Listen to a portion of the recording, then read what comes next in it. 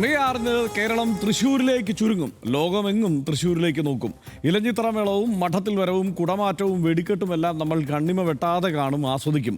വർണ്ണത്തിൻ്റെ താളസംഗീത ലയത്തിൻ്റെ സൗന്ദര്യത്തിൻ്റെ അതിരില്ലാ കാഴ്ചകളുടെ ആഘോഷത്തിന്, മനുഷ്യരെ മതേതരമായി ഒന്നിപ്പിക്കുന്ന മഹോത്സവത്തിന് കാത്തിരിക്കുകയാണ് നമ്മളെല്ലാം. സൗഹാർദ്ദത്തിൻ്റെ എല്ലാ വാതായനങ്ങളും തുറന്നിടുന്ന സാഹോദര്യത്തിൻ്റെ വിളംബരം കൂടിയാണല്ലോ മലയാളിക്ക് തൃശ്ശൂർ പൂരം. പൂരപ്രേമികൾക്കും കേരളത്തിനും അസ്വസ്ഥതയുണ്ടാക്കുന്ന ചില സംഭവങ്ങൾ കഴിഞ്ഞ തവണയുണ്ടായി. എഴുന്നള്ളിപ്പിനും വെടിക്കെട്ടിനും നിയമാനുസൃത നിയന്ത്രണങ്ങൾ ഇത്തവണയുമുണ്ട്. നിയന്ത്രണങ്ങൾ പൂരപ്രഭ കുറയ്ക്കുമോ എന്ന് പാരമ്പര്യവാദികളുടെ ആശങ്കയുണ്ട്. നിയന്ത്രണങ്ങൾക്കുള്ളിൽ പൊലിമ കുറയാതെ പൂരം നടത്താനാകുമെന്ന പ്രായോഗികവാദികളുടെ നിർദ്ദേശങ്ങളുമുണ്ട്. അതിനിടെ പെഹൽഗാം ഭീകരാക്രമണത്തിൻ്റെ പശ്ചാത്തലത്തിൽ കേന്ദ്രസേനയുടെ സേവനം ഇക്കുറി ഉണ്ടാകും. പൂരപ്രേമികളെ സങ്കടപ്പെടുത്തുന്ന ചില വാർത്തകൾ കൂടിയുണ്ട്. ഇത്തവണ തൃശ്ശൂർ പൂരത്തിന് തെച്ചിക്കോട്ടുകാവ് രാമചന്ദ്രൻ ഉണ്ടാവില്ല എന്നാണ് വിവരം. തെച്ചിക്കോട്ടുകാർ രാമചന്ദ്രന് എവിടെയോ അവിടെയാണ് പൂരപ്പറമ്പ് എന്നാണ് തൃശ്ശൂർകാർ പറയാറുള്ളത്. ഇതിച്ചിരി അതിശയോക്തിയൊക്കെ ആണെങ്കിലും ഇത് ശരിയാണെന്ന് കഴിഞ്ഞ കുറേ കാലമായിട്ട് നമുക്ക് ആനയുടെ ജനപ്രീതി കൊണ്ട് അറിയുന്നവർ സമ്മതിക്കും. എന്തായി പൂരം ഒരുക്കുമെന്ന് പരിശോധിക്കുകയാണ് RDX. ആദ്യം RDX റാപ്പ് കാണാം. 59 സെക്കൻഡ്. കഴിഞ്ഞ തവണ പോലീസ് കടുത്ത നിയന്ത്രണങ്ങൾ ഏർപ്പെടുത്തിയതിനെ തുടർന്ന് തർക്കം ഉടലെടുക്കുകയും ദേവസ്വങ്ങൾ വെടിക്കെട്ട് നിർത്തിവെക്കുകയുമായിരുന്നു. വെടിക്കെട്ട് സ്ഥലത്തു നിന്ന് ഭൂരിഭാഗം ജീവനക്കാരെയും കമ്മിറ്റി അംഗങ്ങളെയും ഒഴിവാക്കാനുള്ള നീക്കവും തർക്കത്തിനിടയാക്കിയിരുന്നു. ഇതാണ് പൂരം കലക്കൽ ഗൂഢാലോചന നടന്നുവെന്ന് വരെ പിന്നീട് ആരോപിക്കപ്പെട്ട സംഭവം. ഇത്തവണ കൂടുതൽ പേർക്ക് സ്വരാജ് റൗണ്ടിൽ നിന്ന് തന്നെ വെടിക്കെട്ട് കാണാനുള്ള സൗകര്യങ്ങളാണ് ഒരുക്കിയിട്ടുള്ളത്. 18,000 പേർക്ക് അധികമായി സ്വരാജ് റൗണ്ടിൽ നിന്ന് വെടിക്കെട്ട് കാണാൻ കഴിയും. സാമ്പിൾ വെടിക്കെട്ടിന് കഴിഞ്ഞ വർഷത്തേക്കാൾ കൂടുതൽ ആളുകളെ പ്രവേശിപ്പിക്കാൻ സാധിക്കുമെന്നും അതിന് പുതിയൊരു ഡിസൈൻ തയ്യാറാക്കിയിട്ടുണ്ടെന്നും മന്ത്രി കെ രാജൻ പറഞ്ഞു. കുട്ടികളുടെയും സ്ത്രീകളുടെയും സുരക്ഷയ്ക്ക് പ്രത്യേക കൺട്രോൾ റൂമുകളും പോലീസ് കൺട്രോൾ റൂമുകളും സജ്ജമാക്കും. അപകടാവസ്ഥയിലുള്ള മരങ്ങൾ മുറിച്ചു നീക്കുന്നതിന് തൃശൂർ കോർപ്പറേഷൻ, കൊച്ചിൻ ദേവസ്വം ബോർഡ് ജീവനക്കാർക്ക് നിർദ്ദേശം നൽകി. തെച്ചിക്കോട്ടുകാവ് രാമചന്ദ്രൻ എത്തുമ്പോൾ നിയന്ത്രണാതീതമായ ആരാധക തിരക്കിൽപ്പെട്ട് പൂരച്ചടങ്ങുകൾ ആകെ വൈകുന്നത് കണക്കിലെടുത്താണ് ഇത്തവണ രാമചന്ദ്രൻ വേണ്ട എന്ന ദേവസ്വത്തിന് തീരുമാനം. എന്നാൽ പൂരത്തിന്റെ മറ്റെന്തെങ്കിലും ചടങ്ങിൽ രാമചന്ദ്രൻ പങ്കെടുക്കുമോ എന്നത് സംബന്ധിച്ച് തീരുമാനമായിട്ടില്ല. RDX rap news Malayalam.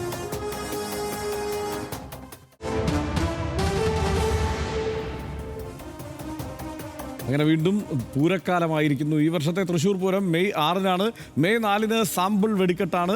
Paramekkavu, Thiruvambadi വിഭാഗങ്ങൾക്ക് പുറമെ 8 ഘടകപൂരങ്ങളുണ്ട്. അതത് ദേശങ്ങളിൽ നിന്ന് പുറപ്പെട്ടു വടക്കുന്നാഥ ക്ഷേത്രം ശ്രീമൂലസ്ഥാനത്താണ് ഇവ സമാപിക്കുക. പകൽ പൂരത്തിന് ശേഷം ഉപചാരം ചൊല്ലി പിരിയുന്നതോടെ പൂരത്തിന് സമാപനമാകും. ഇതൊക്കെ പറയുമ്പോൾ ഇതെല്ലാം എത്രയോ തവണ കേട്ടതാണല്ലോ എന്ന് ആളുകൾക്ക് തോന്നും. പക്ഷേ പറഞ്ഞു പോകാം. വെടിക്കെട്ടിന് കേന്ദ്ര സർക്കാരിൻ്റെ നിയന്ത്രണമുണ്ട്. ഇത്തവണ വെടിക്കെട്ട് നടത്തേണ്ടത് വെടിക്കെട്ട് പുരയിൽ നിന്ന് 200 മീറ്റർ അകലെയാവണം. ഫയർ ലൈന് 100 മീറ്റർ അകലെ ബാരിക്കേഡ് കെട്ടി വേണം ജനങ്ങളെ നിർത്താൻ. 250 മീറ്റർ പരിധിയിൽ ആശുപത്രി, സ്കൂളുകൾ എന്നിവയുണ്ടെങ്കിൽ പ്രത്യേക അനുമതി വേണം. പരിസരത്തെ ആളുകളുടെ മേലുള്ള നിയന്ത്രണം നഷ്ടപ്പെട്ടാൽ വെടിക്കെട്ട് നിർത്തണം. കാറ്റിൻ്റെ വേഗം മണിക്കൂറിൽ 50 കിലോമീറ്ററിൽ കൂടുതലാണെങ്കിൽ ഒരു കാരണവശാലും വെടിക്കെട്ട് നടത്തരുത്. വെടിക്കെട്ടിന് ഉപയോഗിക്കുന്ന ഇരുമ്പ് കുഴലുകളുടെ പകുതി ഭാഗം മണ്ണിന് അടിയിൽ വരണം. ഇങ്ങനെയൊക്കെയുള്ള കർശനമായ നിർദ്ദേശങ്ങളുണ്ട്. എഴുന്നള്ളിപ്പിന് അധിക നിയന്ത്രണമില്ല. ആന എഴുന്നള്ളിപ്പ് നിയന്ത്രണത്തിന് ഹൈക്കോടതി പുറപ്പെടുവിച്ച ഉത്തരവ് സുപ്രീം കോടതി സ്റ്റേ ചെയ്തിട്ടുണ്ട്. ആന എഴുന്നള്ളിപ്പ് സംസ്കാരത്തിൻ്റെ ഭാഗമാണ് എന്നാണ് സുപ്രീം കോടതി പറയുന്നത്. ഇത്തവണ തെച്ചിക്കോട്ടുകാവ് രാമചന്ദ്രൻ ഇല്ല. ഞാൻ നേരത്തെ പറഞ്ഞു, ഏകഛത്രാധിപതി പട്ടം കിട്ടിയ ആനയാണ് തെച്ചിക്കോട്ടുകാവ് രാമചന്ദ്രൻ. ഇത്തവണ തെച്ചിക്കോട്ടുകാവ് രാമചന്ദ്രൻ ഉണ്ടാവില്ല. ഒന്ന് വലിയ പ്രായമായ ആനയാണ്. കേരളത്തിൽ ഏറ്റവും കൂടുതൽ ആരാധകരുള്ള നാട്ടാന കൂടിയാണ് തെച്ചിക്കോട്ടുകാവ് രാമചന്ദ്രൻ. ഗജരാജ ലക്ഷണങ്ങൾ തികഞ്ഞ ആന എന്നാണ് ഈ ആന ആരാധകർ പറയുക. ഇരിക്കസ്ഥാനത്ത് നിന്ന് 317 സെൻറ്റിമീറ്റർ ഉയരമാണ് ഈ ആനയ്ക്കുള്ളത്. ലക്ഷണമൊത്ത 18 നഖങ്ങൾ ഈ ആനയ്ക്കുണ്ടെന്നാണ് പറയുന്നത്. തലപ്പൊക്കം, വിരിഞ്ഞ മസ്തകം, നിലമുട്ടുന്ന തുമ്പിക്കൈ ചന്തം, ഇതൊക്കെയാണ് തെച്ചിക്കോട്ടുകാവ് രാമചന്ദ്രനുള്ളത്. ബീഹാറിലെ സോൺപൂർ ആനച്ചന്തയിൽ നിന്ന് കേരളത്തിലെത്തിച്ച ആനയാണ്. ബീഹാറിലെ പേര് മോട്ടി പ്രസാദ് എന്നായിരുന്നു. 1979 ബീഹാറിൽ നിന്ന് മോട്ടി പ്രസാദിനെ വാങ്ങിയത് തൃശ്ശൂർ സ്വദേശിയായ വെങ്കിടാദ്രി സ്വാമിയാണ്. പേര് വെങ്കിടാദ്രി ഗണേശൻ എന്നാക്കി. 84 തെച്ചിക്കോട്ടുകാവ് ദേവസ്വത്തിൽ ഗണേശനെ നടക്കിരുത്തി. പേര് രാമചന്ദ്രൻ എന്ന് മാറ്റി. തെക്കേ ഗോപുരവാതിൽ തുറക്കുന്ന ചടങ്ങ് ജനകീയമായത് തെച്ചിക്കോട്ടുകാവ് രാമചന്ദ്രൻ വന്നതിന് ശേഷമാണ്. തെച്ചിക്കോട്ടുകാവ് രാമചന്ദ്രന് കുപ്രസിദ്ധിയുമുണ്ട്. അതുകൊണ്ട് തന്നെയാണ് തെച്ചിക്കോട്ടുകാവ് രാമചന്ദ്രൻ്റെ എഴുന്നള്ളിപ്പിൽ വലിയ എതിർപ്പുണ്ടാവുന്നതും. ഇതിനകം വിവിധ ഇടങ്ങളിലായി 13 പേരെ തെച്ചിക്കോട്ടുകാവ് രാമചന്ദ്രൻ കൊലപ്പെടുത്തിയിട്ടുണ്ട്. കൊല്ലപ്പെട്ടവരിൽ 6 പാപ്പാന്മാരും 4 സ്ത്രീകളും ഒരു വിദ്യാർത്ഥിയുമാണുള്ളത്.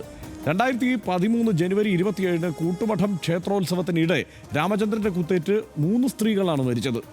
2019 ഫെബ്രുവരി 8 ഗൃഹപ്രവേശ ചടങ്ങിനിടെ ഒരാളെ ചവിട്ടി കൊലപ്പെടുത്തിയത് ഏറ്റവും ഒടുവിലെ സംഭവമാണ്. പ്രായാധിക്യവും അസുഖങ്ങളുമൊക്കെയാണ് തെച്ചിക്കോട്ടുകാവ് രാമചന്ദ്രനുള്ളത്. രാമചന്ദ്രന്റെ വലത്ത് കണ്ണിന് കാഴ്ചശക്തി പൂർണ്ണമായി നഷ്ടപ്പെട്ടു എന്നാണ് വനംവകുപ്പ് പറയുന്നത്. 2022 തെച്ചിക്കോട്ടുകാവ് രാമചന്ദ്രനെ പൊതുസ്ഥലത്ത് എഴുന്നള്ളിക്കുന്നത് ഹൈക്കോടതി വിലക്കി.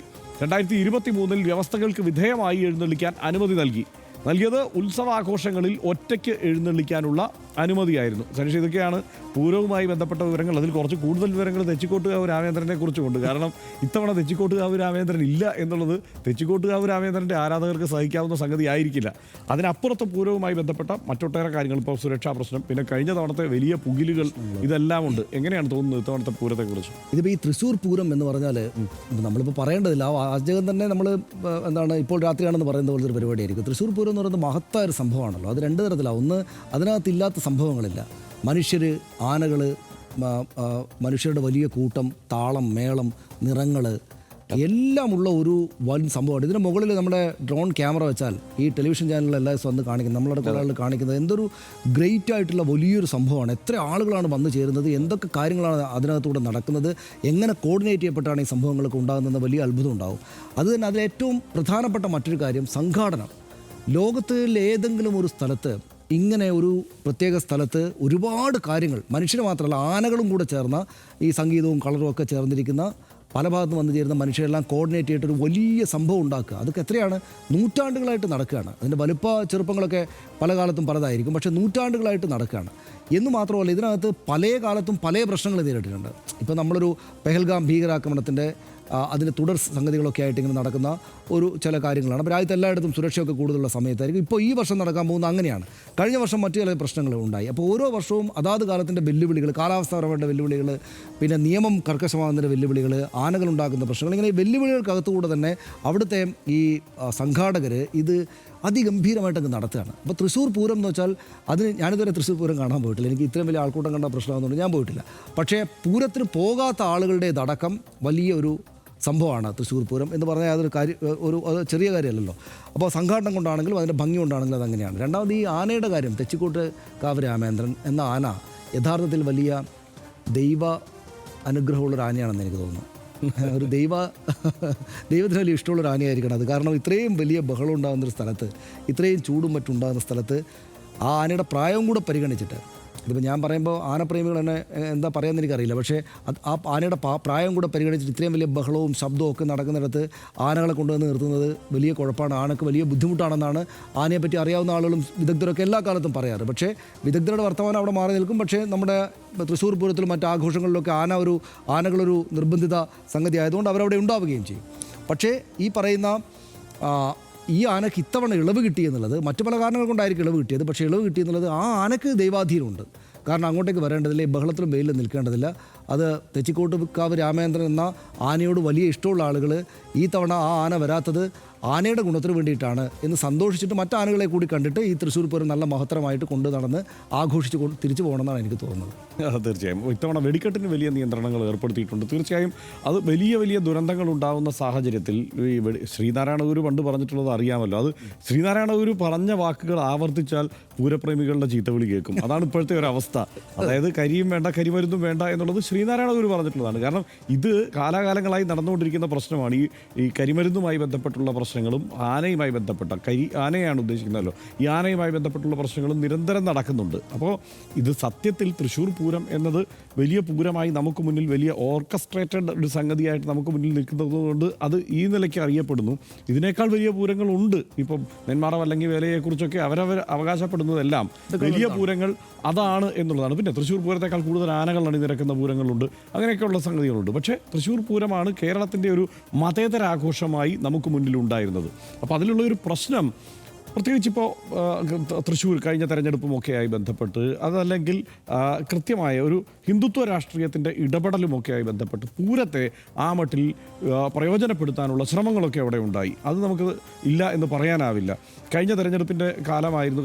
തെരഞ്ഞെടുപ്പിന് തൊട്ട് മുമ്പുള്ള കാലത്താണ് ഈ പൂരം അവിടെ നടക്കുന്നത്. അതിൻ്റെ ഭാഗമായി തന്നെ തീർച്ചയായും ഈ സുരേഷ് ഗോപിയുടെ ആംബുലൻസ് വിവാദവും അവിടെ പൂരം കലക്കാനുള്ള ശ്രമങ്ങൾ ഉണ്ടായി എന്നുള്ള പ്രശ്നവും എല്ലാം നിലനിൽക്കുകയാണ് ഇപ്പോഴും. ഇപ്പോൾ എം.ആർ. അജിത് കുമാറിനെതിരെയുള്ള ആരോപണങ്ങളൊക്കെ ഇപ്പോഴും അങ്ങനെ തന്നെ ആ ആരോപണങ്ങളായി നിലനിൽക്കുന്നുണ്ടല്ലോ. മാത്രമല്ല അവിടെ വേറൊരു കാര്യം കൂടി ഉണ്ടായിട്ടുണ്ട്. അതായത് അവിടെ രാമക്ഷേത്രത്തിൻ്റെയും രാംലല്ലയുടെയും ഒക്കെ ചിത്രങ്ങൾ അവിടെ കുടമാറ്റത്തിന് പ്രദർശിപ്പിക്കുന്ന ഒരവസ്ഥയുണ്ടായി. സാധാരണ അതങ്ങനെ ഇപ്പോൾ ഹൈന്ദവ ബിംബങ്ങൾ തന്നെയാണ് അവിടെ എല്ലാം പ്രദർശിപ്പിക്കുക, ഹൈന്ദവ ബിംബങ്ങൾ തന്നെയാണ് എല്ലാ അർത്ഥത്തിലും സമ്പൂർണ്ണമായും അവിടെ അരങ്ങേറുക. പക്ഷേ അതൊരു മതേതര ആഘോഷമായി, കേരളത്തിൻ്റെ ഒരു സാംസ്കാരിക ആഘോഷമായി ഹിന്ദുത്വ ബിംബങ്ങളായിരുന്നില്ല. പക്ഷേ ഹിന്ദുത്വ ബിംബങ്ങൾ കഴിഞ്ഞ തവണയാണ് ആ നിലയ്ക്ക് വരികയും മാത്രമല്ല അതിൽ നേരിട്ടിടപെടുന്ന നമ്മൾ കേരളത്തിലെ നമുക്ക് കൃത്യമായി അറിയാവുന്ന ഹിന്ദുത്വ നേതാക്കൾ അവിടെ ചിത്രത്തിൽ വരികയും ആ രംഗത്ത് വരികയും അവിടെ നേരിട്ട് ഇടപെടുകയും ഒക്കെ ചെയ്യുന്ന ഒരു സാഹചര്യമൊക്കെ ഉണ്ടായി. ഇത്തവണ പക്ഷേ ഒരു കുറച്ചുകൂടി അവധാനത അവർ കാണിക്കും എന്നാണ് ഞാൻ കഴിഞ്ഞ തവണ അവര് ഈ ചില ഘട്ടത്തിൽ ശബരിമല സംഭവത്തെക്കുറിച്ച് പി എസ് ശ്രീധരൻപിള്ള പറഞ്ഞ സുവർണാവസരം എന്നായിരുന്നല്ലോ. അതുപോലെ ഇതൊരു സുവർണ സ്ഥലമാണ് തങ്ങളുടെ ഹിന്ദുത്വ രാഷ്ട്രീയത്തെ പ്രദർശിപ്പിക്കാനെന്ന് അവർ വിചാരിച്ചിരുന്നു. അത് സുരേഷ് ഗോപി അന്ന് വന്നിറങ്ങുകയും മറ്റുമൊക്കെ ചെയ്തിട്ട് അത് പക്ഷേ കുറച്ച് കുഴപ്പമായിപ്പോയി. അവർ തന്നെ വിലയിരുത്തുണ്ടാവുക കയ്യിൽ നിന്ന് പോയി എന്നായിരിക്കും. ഞാനീ പറയുന്നത് പൂരം തെരഞ്ഞെടുപ്പ് ഗുണം ചെയ്തിട്ടുണ്ടാകും. പക്ഷെ അത് ആത്യന്തികമായിട്ട് നല്ല പേരല്ല ഉണ്ടാക്കിയിട്ടെന്ന് അവർ ചിലപ്പോൾ വിചാരിക്കുന്നുണ്ടാവും. ഈ പറയുന്ന പോലെ ഈ പൂരം കലക്കൽ എന്നാണല്ലോ എല്ലാവരും പ്രയോഗിക്കുന്നത് മാധ്യമങ്ങൾ. ഞാനതിനെ പൂരം കലക്കൽ എന്ന് പൂരം കലങ്ങിയിട്ടൊന്നുമില്ല. പൂരത്തിൽ ചെറിയ പ്രശ്നമുണ്ടായി. മുമ്പൊരു കാലത്തും നമ്മൾ സമീപകാലത്തൊന്നും കണ്ടിട്ടില്ല, നമ്മുടെ ഓർമ്മയിലൊന്നും കണ്ടിട്ടില്ലാത്ത വിധം പൂരം കലക്കി എന്നുള്ള ആ ഒരു പ്രയോഗം അത് ടോസ് ചെയ്യപ്പെട്ടത് ഇന്ന് അതായത് ഈ പൂരം കുഴപ്പത്തിലാക്കുന്നു ഈ സർക്കാർ എന്നുള്ള ഒരു വാദം. പക്ഷെ അത് യഥാർത്ഥത്തിൽ വന്നത് BJP ഇതായിട്ടാണ്. അതുകൊണ്ട് ഇത്തവണ ഒരു ഹർഷം പറഞ്ഞ പോലെ ഒരു അവധാനതയോടെയുള്ള ഒരു നിലപാടായിരിക്കും ഒരുപക്ഷെ അവരെടുക്കുക എന്നാണ് എനിക്ക് തോന്നുന്നത്. കുഴപ്പമായി പോകരുത് എന്നൊരു തോന്നലുണ്ടാകും. ഈ ചിത്രങ്ങളൊക്കെ വരുമോ നമുക്കറിയില്ല, പക്ഷേ അത് കുറെ കൂടെ ആലോചിച്ചിട്ടേ അവർ ചെയ്യാൻ സാധ്യതയുള്ളൂ എന്നാണ് എനിക്ക് തോന്നുന്നത്. രാഷ്ട്രീയം കൊണ്ട് വല്ലാതെ ആരെങ്കിലുമൊക്കെ അതിനെ ഉപദ്രവിക്കാതിരിക്കുന്നതാണ് ശരിക്കും നല്ലത്. കാരണം രാഷ്ട്രീയ പാർട്ടികൾക്ക് നല്ലത്. കാരണം തൃശ്ശൂർ പൂരം മതേതരമായിട്ടുള്ളൊരു പരിപാടിയാണ്. രാഷ്ട്രീയതരമായിട്ടുള്ളൊരു കാര്യമാണ്. അതെ, നമ്മൾ ആദ്യം മുതൽ മനസ്സിലാക്കിയിട്ടുള്ളത് ഇതൊരു വിശ്വാസപരമായ ഒരു സംഗതിയായി അതിന്റെ ആ ബിംബങ്ങളെല്ലാം അവിടെ ഉള്ളപ്പോൾ തന്നെ നമ്മൾ അങ്ങനെയല്ലല്ലോ അതിനെ തന്നെയാണ് നമ്മൾ മനസ്സിലാക്കിയിരുന്നത്. പൂരം കലക്കാൻ ശ്രമം നടന്നു എന്ന അതിഗുരുതരമായ ആരോപണം ഉന്നയിക്കപ്പെട്ടതിന് ശേഷം നടക്കുന്ന പൂരമാണ് ഇത്തവണത്തേത്. പൂരപ്പറമ്പിൽ രാഷ്ട്രീയം കളിക്കാൻ ഇറങ്ങിയവരുടെയും താളപ്പുഴകൾ സുവർണാവസരമാക്കാൻ നോക്കിയവരുടെയും മോശം രാഷ്ട്രീയ കളികൾ കണ്ടു കഴിഞ്ഞ തവണ. ഇക്കൊല്ലം വിവാദമെല്ലാം ഒഴിവാക്കി പൂരം കേമമാക്കാനുള്ള ഒരുക്കത്തിലാണ് ദേവസ്വങ്ങളും ജില്ലാ ഭരണകൂടവും സർക്കാരും സംവിധാനങ്ങളുമെല്ലാം. കേരളത്തിന് തൃശ്ശൂർ പൂരം മതപരമായ ഉത്സവം എന്നതിനപ്പുറം ഒരു സാംസ്കാരിക കേരളത്തിൻ്റെ മറ്റൊരു ദേശീയോത്സവമാണ്. അത് തെറ്റുകുറ്റങ്ങളില്ലാതെ കെങ്കേമമായി നടക്കണം. സകലരും എല്ലാ സ്വകാര്യ താല്പര്യങ്ങളും മാറ്റിവെച്ച് അതിനായി പരിശ്രമിക്കണമെന്ന് RDX ആഗ്രഹിക്കുന്നു. അങ്ങനെയാകുമെന്ന് ഉറച്ചു വിശ്വസിക്കുകയും ചെയ്യുന്നു. ഒരിടവേളയിലേക്ക്